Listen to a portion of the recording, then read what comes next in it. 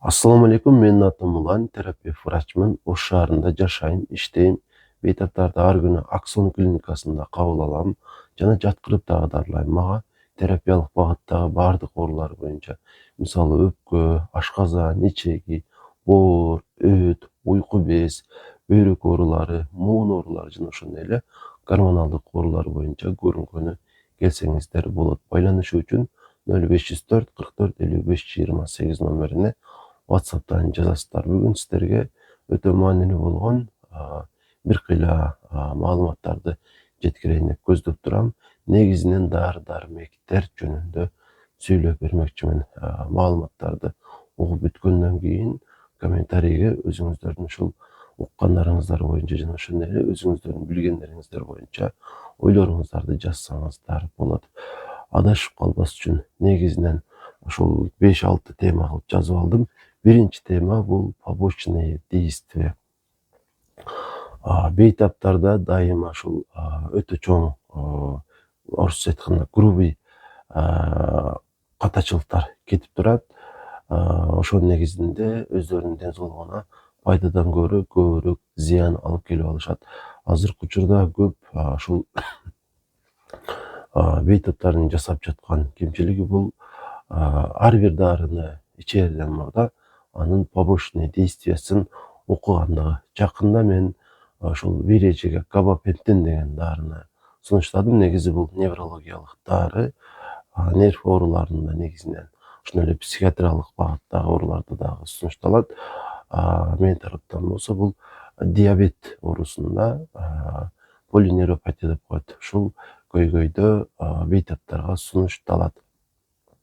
Жана ушул дарыны сунуштаганыман кийин ал даарыны ичпей эле ушул побочный действиясын издептир.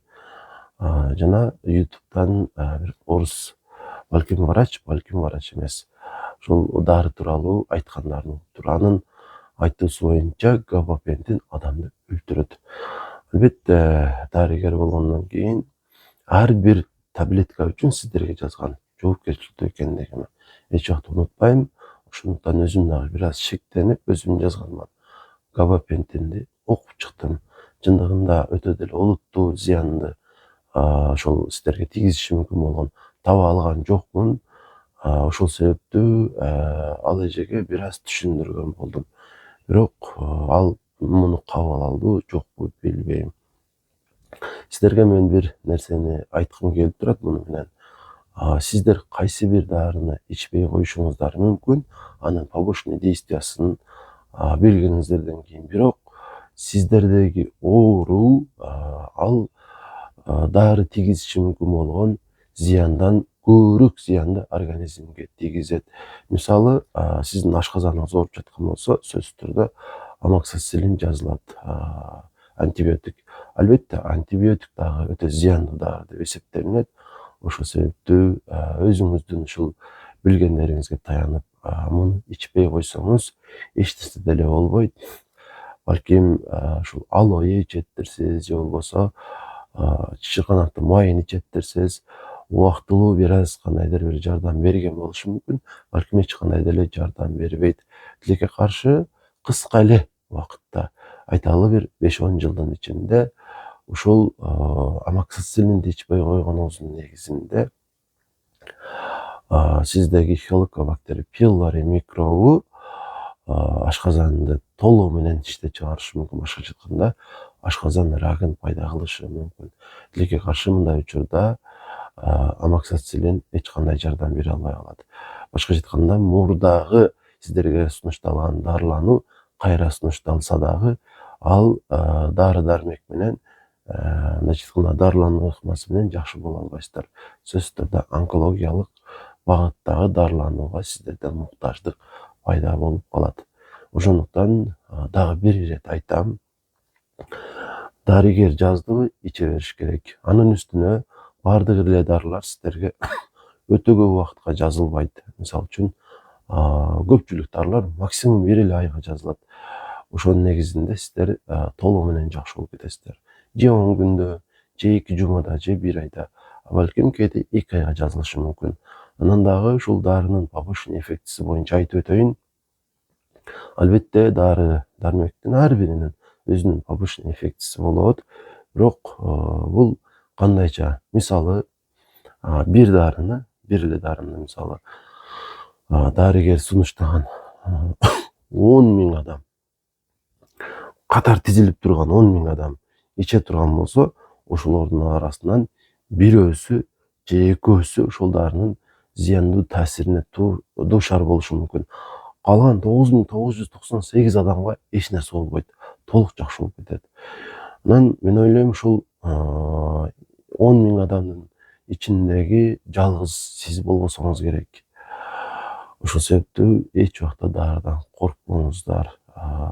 Себеби дарынын зыянына караганда оорунун зыяны сиз үчүн балким 10 эсе, балким андан дагы көбүрөөк эсе коркунучтуу болушу мүмкүн. Эч убакта түркөй болбоңуздар. Дарыгерге болгон ишенимиңиздерди жоготпоңуздар. Сиздерге айткым келген биринчи тема ушул болчу. Демек экинчи тема бул оору оору эмес деп койдум. Бул кандайча? Биздин баарыбыздын эле ушул башыбыз ооруп турат, мисалы, тишибиз ооруйт, ичибиз ооруйт, бутубуз ооруйт дегендей денебиздин бардык бөлүктөрүндө ооруксунуулар болуп турат. Бел ооруйт мисалы. Жана ал оору калат, кайра кайталанат. Ошентип оору улам сизде катталып турат. Натыйжада сиз эмне кыласыз? Ооруну калтыруучу дарыны ичесиз. Баш ооруганда баш оорунун дарысын ичесиз, ичиңиз ооруганда ношпа ичесиз, белиңиз ооруса дагы мисалы үчүн 0,0 ичишиңиз мүмкүн. Албетте 1-2 жолу мындай дарыларды ичүү сизге эч кандай деле бир зыян алып келбейт. Ошого муктажсыз дагы, бирок элестетип коелуң, 1 айдын ичинде башыңыз 5 жолу ооруса эмне болот? Ошондо сиз 1 жылда ооруну калтыруучу дарыны 2 ай ошол ичкен болуп каласыз, жалпылап санаганда. Ошондо сиз ооруну калтыруучу дарыны үзгүлтүксүз көп убакытка чейин ичкен болуп каласыз. Мисалы, 1 жылда 1 жолу кирип болосуз, аны кошкондо андан дагы ашып кетет. Айткым келген нерсе, ооруну калтыруучу дарыларды өз алдыңызча иче бербеңиз. Анткени ооруну калтыруучу дарылар булар өтө кооптуу деп эсептелинет сиз үчүн. Азыр эле сиздерге ушул дары эч кандай зыян эмес, дары сиздерге жакшы деп айтып өттүм. Бирок эгерде дары дармекти врачтын жазып берген рецептти сиз өз алдыңызча иче турган болсоңуз, чындыгында ал кооптууга айланат. Себеби дарыны 1 жолу өз алдыңызча сатып алгандан кийин кайра сатып алып, муну адат кылып аласыз дагы, сизге керек эмес болгон дарыларды улам эле иче берип, организмди албетте талкалап коесуз. Анткени сиз алган дарылар канчалык деңгээлде сизге керек экендигин билбейсиз. Болевой синдром, ооруксунуу, бул чындыгында сизге душман эмес. Сиз жок кыла турган нерсе эмес. Ар бир ооруксунуу бул сиздеги кандайдыр бир көйгөй бар экендигин билдирет. Аны аныктоого аракет кылыш керек. Макул, 1 айда 2 жолу башыңыз ооруду. Ооруну калтыруучу мисалы ибупрофен ичип койсоңуз эч нерсе болбойт. Бирок жок дегенде 4 жолу, 5 жолу жана көптөн бери ооруп жүргөн болсо, анда неврологко көрүнүш керек.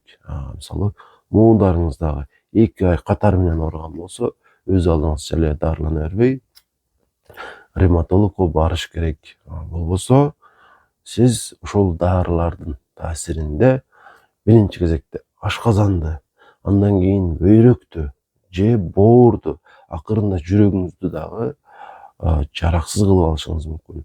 Натыйжада өмүрүңүздү кыскартасыз. Айткым келгени, эч убакта өз алдыңызча дары сатып албаңыздар. Дарыны ошол өз алдынча колдонуу бул өмүр үчүн кооптуу. Экинчи тема ушундай болчу. Анан дагы бир нерсени кошумчалап айтып коюш керек. Мен жакында эле билдим. Ар бир эле ушул дарыканада ушундай бир эреже бар экен. Ага ылайык, мисалы, ошол аптекада иштеген фармацевт бардык дарылар үчүн жооптуу. Мисалы, Эгерде ал кээ бир дарыларды сатып бүтө албай калса, ошол дарыны өзү сатып алат же болбосо ошонун мындайча айтканда ошол үчүн жооптуу. Ойлоп көрсөңүздөр, мисалы үчүн 100 дары чыккан болсо, аптекада сатыла турган болсо, ошонун ичинен жок дегенде ар ай сайын 3-4 дарынын мындайча айтканда сурогу бүтөт. Жана ал дарыларды жок кылыш керек болбосо, ал дарылар биз үчүн зыяндуу болуп калат, колдоно турган болсок, ошол бейтаптар сатып алып. Анан эгерде андай болбосо, ошол сатып албасак, жок кылыш керек колдонуудан. Ошонун негизинде фармацевттер сизге сурогу жакындап калган дарыны сунуштап коюшу мүмкүн. Айткым келген негизги нерсе ушул. Мисалы, сиз эч кандай дары керек эмес эле, балким ушул аптекага кирдиңиз, кандайдыр бир даттанууңуз менен, врачтын сунушусуз эле. Ошондо фармацевт сизге ошол суроо өтүп жаткан дарыны сунуштап, мына ушуну ичсеңиз жакшы болосуз деп коюшу мүмкүн. Анткени өзүнүн ошол айлыгынан төлөйт суроо өтүп кеткен дарыны. Ушундагы жалпыңыздар билип коюңуздар жана өз алдыңыздарча ошол рецептсиз аптекаларга кирбеңиздер. Сөзсүз эмне дары жазылган болсо сиздерге ошону гана сатып алыңыздар. Албетте бул эреже менимче туура эмес. Фармацевт бул сатылбай калган дарылар үчүн жооптуу болбошу керек. Анткени ал сурокту ал койгон жок. Же болбосо кайсы дарыга муктаждык көбүрөөк же азыраак экендигине дагы ал билбейт. Ошол себептүү менимче бул жакшы эреже эмес. Балким бул эрежени өзгөртүш керек. Анан кийинки кезекте ушул дары чөптөр жөнүндө дагы сиздерге маалымат бергим келип турат. Албетте медицина өнүккөнгө чейин дары чөптөр менен ата бабаларыбыз дарыланып келишкен. Жана ар бир чөптүн өзүнүн пайдалуу кайсы бир ооруну жеңүүгө болгон натыйжасы бар. Ошонун негизинде алар менен дагы кошумча дарылануу ашыкчалык кылбайт. Бирок эч качан кандайдыр бир чөп дары сиздин ичип жүргөн дарыңызды ошол токтотпош керек. Кант диабети менен жабыркаган бейтаптарды көп караганыма байланыштуу көп кайрылышат мага. Мисалы, жанагы чатыраш деген чөптү ичип жүрүшөт, топинамбураны колдонушат. Чындыгында бул чөп, бул азык эч кандай деле сиздин каныңыздагы глюкозанын деңгээлине таасир этпейт, азайта албайт.